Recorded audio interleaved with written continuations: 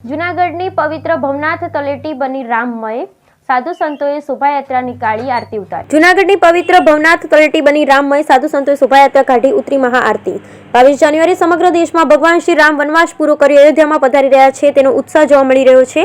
ભારત વર્ષ આજે ભગવા રંગે રંગાઈ ગયો છે ત્યારે જૂનાગઢના પવિત્ર યાત્રાધામ ભવનાથ તળેટીમાં પણ સાધુ સંતો દ્વારા શોભાયાત્રા કાઢવામાં આવી। અવધમાં રામ આવ્યા છે તે ઉત્સાહ સાથે સાધુ સંતો પણ નાચ ગાન ગાતા ગાતા રામમય બન્યા હતા। જ્યારે અયોધ્યામાં ભગવાન રામના મંદિરમાં મૂર્તિ પ્રતિષ્ઠા કરી દેશવાસીઓ માટે મંદિર ખુલ્લું મુકાઈ રહ્યું છે। સમગ્ર દેશ રામની ભક્તિમાં ભક્તિમય બન્યો ત્યારે સમગ્ર દેશમાં પણ આ ધાર્મિક પ્રસંગને ઉજવવા માટેના થનગનાટ જોવા મળી રહ્યા છે। ત્યારે ગરવા ગિરનારની ગોદમાં આવેલ ભવનાથ તળેટીમાં પણ સાધુ સંતો અને વેપારીઓ દ્વારા શોભાયાત્રા કાઢી લોકોને ચા પાણી અને પ્રસાદનું પણ આયોજન કરવામાં આવ્યું હતું। ભવનાથ તળેટીમાં ખૂબ મોટી સંખ્યામાં લોકો અને સાધુ સંતો ઉપસ્થિત રહ્યા અને મંદિર ભગવાન શ્રી રામજીની મહાઆરતી ઉતારાઈ હતી। આજરોજ ગિરી કંદરાઓમાં લોગોથી જ્યાં સાધુ સંતોનો વાસ છે એવા પ્રાચીન અને પૌરાણિક ભવનાથ તળેટીમાં નિજ મંદિરે ભગવાન શ્રી રામચંદ્રજીની મહાઆરતી અને મર્યાદા પુરુષોત્તમ ભગવાન શ્રી રામનું પૂજન કરવામાં આવ્યું હતું। ત્યારબાદ મહાઆરતી કરવામાં આવી। ભગવાન શ્રી રામજીને રાજભોગ ધરાવવામાં આવ્યો હતો। ભગવાન શ્રી રામ જન્મભૂમિ પ્રાણ પ્રતિષ્ઠા મહોત્સવની ઉજવણી કરવામાં આવી।